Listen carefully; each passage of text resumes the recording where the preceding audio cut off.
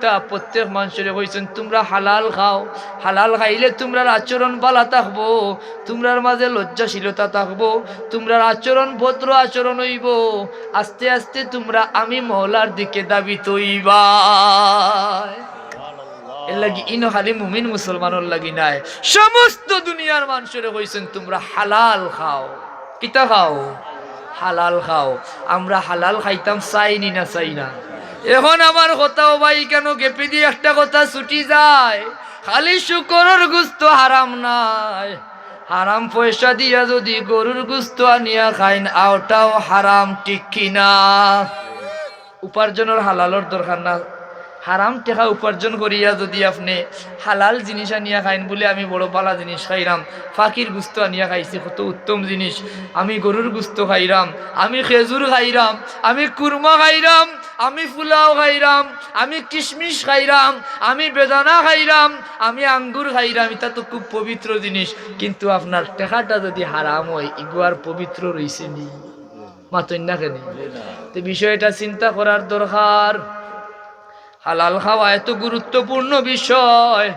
আল্লাহর নবী রহমতুল্লিল আলামিন সাল্লাল্লাহু আলাইহি ওয়াসাল্লামের কাছে যেদিন ইয়া আইয়ুহান নাস কুলু মিম্মা ফিল আরদি হালালান তাইয়্যিবা ওয়া লা তাত্তাবিউ খুতুওয়াতিশ শাইতান, এই আয়াত যখন নাজিল হয়ে গেছে, আল্লাহর নবীর সাহাবী হযরত সাদ ইবনে আবি ওয়াক্কাস রাদিয়াল্লাহু তাআলা আনহু এই আয়াত নাজিল হওয়া শুনিয়াও রাসূলুল্লাহর দরবারে খাড়া হয়ে গেছেন। কামা সাদ খাড়াই আরজ করেন, ইয়া রাসূলুল্লাহ, ইয়া হাবিবাল্লাহ, আপনি আমার লাগি মালিক ও মওলার কাছে একটা দোয়া করুকা, একটা দোয়া করুকা। বলে কিতা তোমার দোয়া? বলে মালিক ও মওলা যেন আমারে মুস্তাজাবুদ দাওয়া হিসাবে কবুল করিলা। ভাই হল আমরা যে ওই যে বছরও অসংখ্য অগণিত মাহফিলও আমরা শরীক হই, বছরও সারা বছর অনেক মানুষ আল্লাহর দরবার নাজারি করি, দোয়া করি, মালিক ও মওলারে ডাকি। অনেক মানুষের ভিতরে দুঃখ আছে বলে আমার ডাক তো আমার মালিককে শুনইন না, ইলান দুই একজন মানুষ আসেন না, বহু মানুষে পাওয়া যায় নিরাশ হয়ে যায়। ও বিষয় একটা বিষয় আপনারা মাথাত রাখবা, আমার এই লম্বা একটা বিষয় দেওয়া হয়েছে, যে বিষয়ে যদি আপনি কথা হইন কত ঘন্টা কথা হওয়া লাগবো, আর যে বিষয়ে কথা হইলে কত জনের যে দুশ্মন হওয়া লাগবো, কোনো কথা বুঝা গেছে? এই বিষয়টার নাম হইল হালাল আর হারাম। এখন হোক চাইন হালাল আর হারাম, হালাল হারাম সম্পর্কে কথা কইতে হইলে কত বিশদ আলোচনা, কিতা হালাল কিতা হারাম। হালাল হারাম তো মূল শিরোনাম। এই হালালের মাঝে কত ক্লাসিফিকেশন আছে, কত পার্ট আছে, রিজেক আছে, খাদ্য আছে, পোশাক আছে, পরিচ্ছদ আছে, উপার্জন আছে, আছে না নাই? কত দিক আছে। খেলা হালাল হারামর বহু দিক আছে, কিন্তু আমি একটা বিষয় নিয়ে সামান্য কথা কইব, যেটা সবচেয়ে বেশি গুরুত্বপূর্ণ, সবচেয়ে বেশি ইম্পর্টেন্ট। এটার নাম হইল আমরা রিজেক সম্পর্কে। আপনার রিজেক হালাল হইতো না হারাম হইতো, কথা বুঝা গেছে? কারণ রিজেকটাও তো আসল না, রিজেক হালাল হইতো। আল্লাহ পাক রব্বুল আলামিনে তান কালামে পাকো আমরা রে দুনিয়ার শান্তি, পরকালীন মুক্তির যত পথ আছে সব বাতাইয়া দিছে না, কিন্তু শুধু আমরা রে নাই, দুনিয়ার তাম মানুষ রে।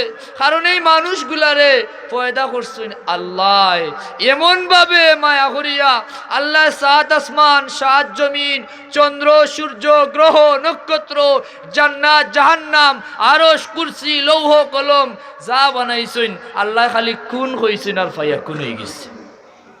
ইন্নামা আমরুহু ইজা আরাদা শাইআন আন ইয়াকুলা লাহু কুন ফায়াকুন। কিন্তু একমাত্র মানুষ যারা রে মালিক ও মওলা ইন্নী জাইলুম ফিল আরদি খলিফা, জমিনের প্রতিনিধি বানাইয়া পাঠাইছেন, কাররামনা বানি আদম, এমন সম্মান দান করছেন, এই মাটির মানুষ রে মালিক ও মওলা বানাইছেন তান কুদরতি হাতে। হোক সুবহানাল্লাহ। দুরূদ শরীফ পড়ো কা সাল্লাল্লাহু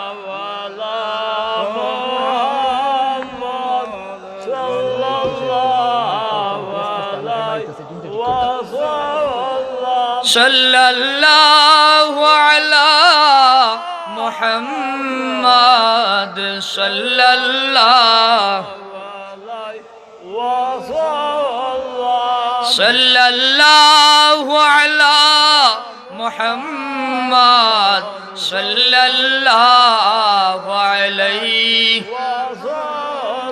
দেখো খুব শর্ট শর্ট করিয়া মূল বিষয়টা আপনারা বুঝার চেষ্টা করেন, জানি সবিস্তার আলোচনা করার সময় নাই, খুব সংক্ষেপে। মালিক ও মৌলা বানাইছেন দয়া করিয়া মায়া করিয়া এবং দুনিয়াত পাঠাইছেন। যে মালিককে মায়া করিয়া বানাইছেন এই মালিককে চাইবানি কোনো মানুষ দুজখর আগ্নি সারতা। যে মা বাপে একটা সন্তানরে জন্ম দেন ও মা বাপে কোনো সময় বরদাস্ত করতে পারবানি মার সামনে তার বাচ্চারে আগ্নি ছাড়ি দেওয়া। ইতার নজির যুগে যুগে আছে। আল্লাহর নবীর সাহাবী হযরতে আলকামা রাদিয়াল্লাহু তাআলা আনহু, আল্লাহর নবীর সাহাবী হযরতে আলকামা রাদিয়াল্লাহু তাআলা আনহু সকরাতর মুসিবত তার মুখে দি কলিমা আয় না জানেন তো, কিন্তু রাসূলুল্লাহ যখন কইলা যাও যদি তাই মাতান মায় তান রে মাফ করিয়া না দেন, মায় কইন আমি মাফ করতে পারতাম না। মূল ঘটনা সবর জানা, মূল বিষয়টা হইয়া যখন রাসূলুল্লাহ কইন আগুনের ব্যবস্থা করো, লাকড়ির ব্যবস্থা করো, কারণ আলকামা জমিন থেকে যাওয়ার বাদে উত্তর দুজক যাইবা যদি কলিমা নাই তাইলে আমরা এখন থাকি তান রে আগ্নি চাড়ি দিমু। মায় যেমনি হুঞ্চইন আল্লাহর নবী তান রে আগ্নি চাড়ি দিবা কইন আমি মাফ করিয়া দিলাইছে, কইছেন নিরা না?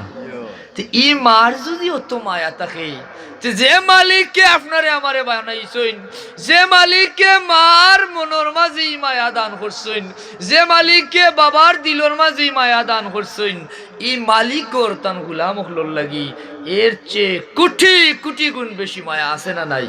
আছে। ই মালিককে আমরা রে দুজখ দেওয়ার লাগি বানাইছেন না, আমরা রে বারবার সতর্ক করছেন। 2,24,000 প্রতিনিধি বানাইছেন। যে মানুষ দুনিয়া তাওয়ার আগে মালিক ও মাওলার উপরে ঈমান আনিয়া জমিন আইছে, রূহর জগত আল্লাহ স্মরণ করাইয়া দেন, ওয়া ইজ আখাযা রাব্বুকা মিন বানি আদম, ও দিনের কথা স্মরণ করো যেদিন বনি আদমে আমার কাছে অঙ্গীকার দিয়া আইছে, আমি তারার কাছ থেকে সাক্ষ্য নিছি আলাস্তু বিরাব্বিকুম, আমি কি তা তোমরা রব নি না তোমরা এমনি এমনি জমিন আইছ, এমনি এমনি তোমরা বনি গেছো। কথা বুঝা গেছে? এক বাক্যে সবে কইছে ক্বালু বালা। কিন্তু এই দুনিয়া তাওয়ার বাদে মালিকর গোলামি করতাম, ঈমান আনতাম, আল্লাহর ফরমাবরদারি করতাম, নাফরমানি করতাম না, ইকানোর লাগি যদি আল্লাহ ডাইরেক্ট ছাড়ি দিতে পারত না নি। কিন্তু আল্লাহ জানুন আমরার সৃষ্টির চর্চনালগ্ন থাকি সৃষ্টিগতভাবে একটা শত্রু আমরার সৃষ্টি হয়ে গেছে। যে শত্রুরে মালিক ও মওলায় হয়েছিল আমার বাবা, আমার মখলুক, আমার প্রতিনিধি, আমার খলিফা, যে আদমরে আমি বানাইছি তানরে তুমি সিজদা করো, বেটা সিজদা করছে না, হয়েছে আমি তানতা কি বালা আমারে বানাইছো আগুন দিয়া আর তানরে বানাইছো মাটি দিয়া। আল্লাহ কইছেন তুই রাজিম, আজকে তাকে তুই অভিশপ্ত মালউন, এবং তুই জান্নাত থেকে এই মুহূর্তে বারা কিয়ামত পর্যন্ত নাই, আর কোনো দিন তোর জায়গা জান্নাত হইতো নাই, তুই জাহান্নামী। ওই সময় হে মালিক ও মওলার কাছ থেকে কিছু পারমিশন নিছিল, বলে ওগো দয়াল আল্লাহ আমি তো 2 লক্ষ বছর তোমার গোলামি করলাম, জমিনে এমন কোনো জায়গা নাই যে জায়গাত আমি সিজদা দিছি না, আমি তোমার কাছে কিছু চাই আর তুমি কিতা আমার চাওয়ারে পূরণ করবাইনি। আল্লাহ কইছেন সা, বলে 1 নম্বর আমারে লম্বা হায়াত দিবাই, 2 নম্বর আমারে বেশি আওলাদ দিবাই। আল্লাহ কইছেন যা তোরে লম্বা হায়াত দিছি, আওলাদ কইছেন যা নিছস, একজন আদম সন্তান জন্ম হইলে তোর গরও একটা আওলাদ হইব। এখন চিন্তা করুক ভাই, হযরত আদম আলাইহিস সালাম থেকে নিয়া আজ পর্যন্ত পৃথিবীত কত আদম সন্তানের জন্ম হইছে, আর কত ইবলিসের সন্তানেরও জন্ম হইছে। আদম সন্তান 30 বছর, 40 বছর, 50 বছর, 60 বছরও শেষ, আর তারারে আল্লাহ লম্বা হায়াত দিছে। তাইলে হিসাব হলে জমিনও আদমের সংখ্যা বেশি নি না ইবলিসের সংখ্যা বেশি হইব? আল্লাহ আরো ক্ষমতা দিছেন। হে কইছে আমরা রন্ধ্রে রন্ধ্রে হে বিচরণ করতো, শিরায় শিরায় যাইতো, সব দিয়া দিছেন। কিন্তু মালিককে কইছেন যা আমার গুলাম যেগুন, তখন এ কইছিল কসম আমি আমি তোমার কোন বান্দারে আদমর কোন সন্তানরে আমি জান্নাতে ঢুকবার দিতাম না। সেই প্রচেষ্টা আমি চালাইয়া যাইব। প্রথমে ক্ষমতা লইছে আল্লাহর কাছ থেকে, লইয়া বাদে কইছি ক্ষমতা আমি বে করমু প্রত্যেক আদম সন্তান যেন জাহান্নামী হয়, হোক না আউযুবিল্লাহ।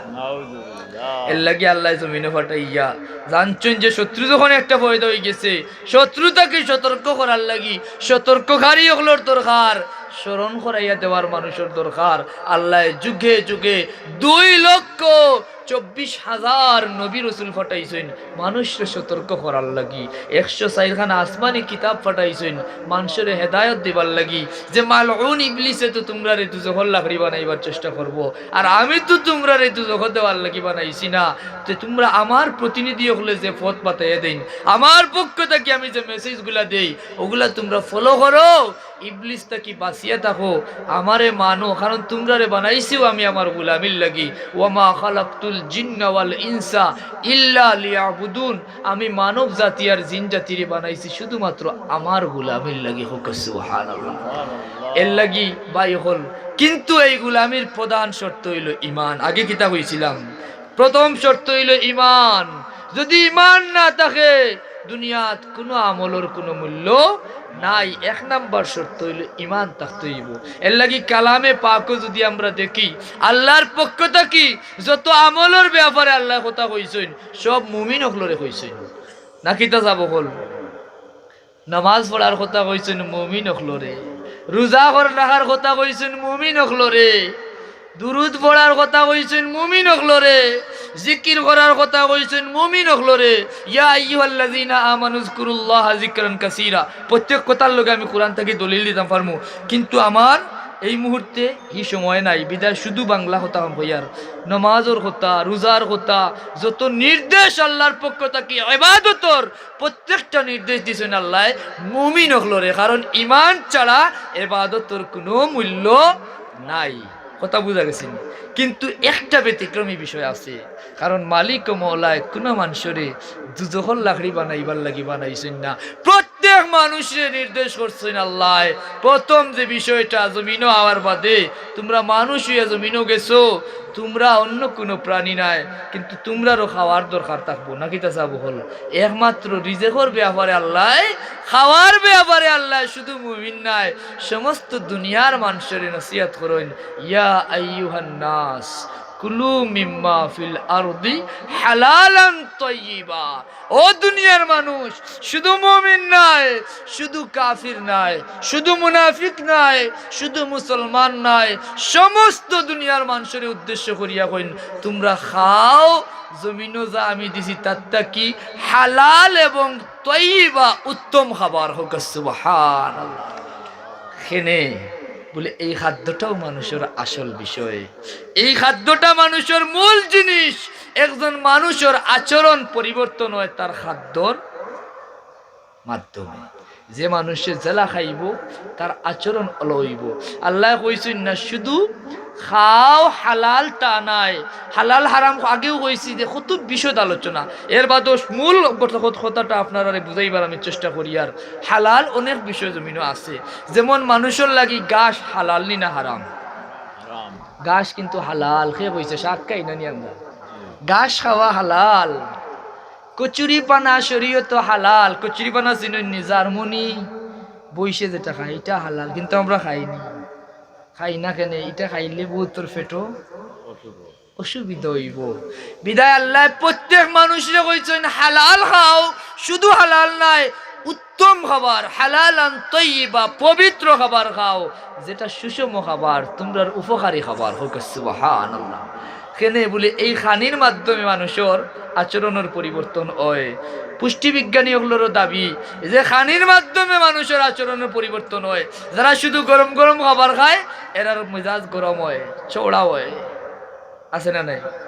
যেমন পুষ্টিবিজ্ঞানী ওগুলোর দাবি হইল যে মানুষে গরুর গোশত বেশি খাইব এই মানুষ ঠান্ডা মেজাজি হইব। সুবহানাল্লাহ। এই গরুর গোশত আমরা লাগি হালাল না হারাম? আবার যে মানুষে শুকরের গোস্ত খাইব, শুকর চিনেননি, খিনজির, ই মানুষ বেহায়া হয়ে যাইব।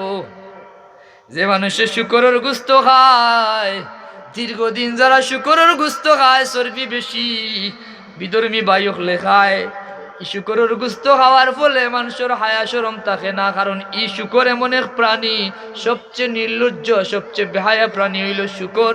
আর যারা শুকরের গোস্ত খাইলায়, মানুষের যে হায়ার যে ব্যাপার সেবার আছে, মানুষের মাঝে হায়ার থাকে না।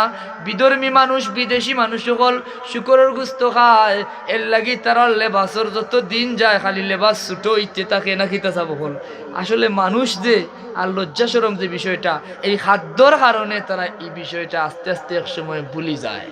কথা বুঝছেন নি যাব হল? আমরা হালাল খাওয়াটা কত দরকারি, প্রত্যেক মানুষের লাগে দরকারি। যারা সাফর গুস্ত খায়, সাপ সবচেয়ে দ্রুত প্রাণী, মুহূর্তের ভিতরে হল্লা ঘুরায়। ও দেখবা আপনি ওদিকে যান, আবার দেখবা ঠিক বিপরীত দিকে, আর দেখুন জানি সাপরে মুহূর্তের ভিতরে তার গতিবিধি পরিবর্তন করতে পারে, হল্লা লোকালোক জাগাত ঘুরাইলায়। এই যারা পাশ্চাত্যর যারা ড্যান্সার হয়, শিল্পী হয়, নাচে, এরা হাফর গুস্ত বেশি খায়। কারণ হাফর গুস্ত খাইলে অঙ্গ প্রত্যঙ্গ গুলা খুব দ্রুত মুভ করা যায়। কথা বুঝছেন না? কিন্তু এগুলা উপকারী না ক্ষতিকর? শুকরের গুস্ত খাইলে বেহায়া হয়ে যাইবা। এর লাগে আমরার মালিক মওলা কোনো মানুষরে চাইন না দুজকি বানাইতা। প্রত্যেক মানুষরে কইছেন তোমরা হালাল খাও, হালাল খাইলে তোমরার আচরণ ভালো থাকবো, তোমরার মাঝে লজ্জাশীলতা থাকবো, তোমরার আচরণ ভদ্র আচরণ হইব। আস্তে আস্তে তোমরা আমি মওলার দিকে দাবিত হইবা। এর লাগি ইনো খালি মুমিন মুসলমানের লাগি নাই, সমস্ত দুনিয়ার মানুষের কইছেন তোমরা হালাল খাও। কিতা খাও? হালাল খাও। আমরা হালাল খাইতাম চাইনি না, চাই না। এখন আমার কথাও ভাই কেন গেপে দিয়ে একটা কথা ছুটি যায়, খালি শুকরের গোস্ত হারাম নাই, হারাম পয়সা দিয়া যদি গরুর গোস্ত আনিয়া খাইন আওটাও হারাম, ঠিক কিনা? উপার্জনের হালালর দরকার না। হারাম টেকা উপার্জন করিয়া যদি আপনি হালাল জিনিস আনিয়া খাইন, বলে আমি বড় পালা জিনিস খাইলাম, ফাঁকির গুস্ত আনিয়া খাইছি, কত উত্তম জিনিস, আমি গরুর গুস্ত খাইলাম, আমি খেজুর খাইলাম, আমি কুরমা খাইলাম, আমি ফুলাও খাইলাম, আমি কিশমিশ খাইলাম, আমি বেদানা খাইলাম, আমি আঙ্গুর খাইলাম, এটা তো খুব পবিত্র জিনিস। কিন্তু আপনার টেকাটা যদি হারাম হয়, ইগুয়ার পবিত্র রইছে নি? মাতন না কেন? তো বিষয়টা চিন্তা করার দরকার। হালাল খাওয়া এত গুরুত্বপূর্ণ বিষয়। আল্লাহর নবী রহমতুল্লিল আলামিন সাল্লাল্লাহু আলাইহি ওয়াসাল্লামের কাছে যেদিন ইয়া আইয়ুহান নাস কুলু মিম্মা ফিল আরদি হালালান তাইয়্যিবা ওয়া লা তাত্তাবিউ খুতুওয়াতিশ শাইতান, এই আয়াত যখন নাজিল হয়ে গেছে, আল্লাহর নবীর সাহাবী হযরত সাদ ইবনে আবি ওয়াক্কাস রাদিয়াল্লাহু তাআলা আনহু এই আয়াত নাজিল হওয়া শুনিয়াও রাসূলুল্লাহর দরবারে খাড়া হয়ে গেছেন। কামা সাদ খাড়াই আরজ করেন, ইয়া রাসূলুল্লাহ, ইয়া হাবিবাল্লাহ, আপনি আমার লাগি মালিক ও মওলার কাছে একটা দোয়া করুকা, একটা দোয়া করুকা। বলে কিতা তোমার দোয়া? বলে মালিক ও মওলা যেন আমারে মুস্তাজাবুদ দাওয়া হিসাবে কবুল করিলা।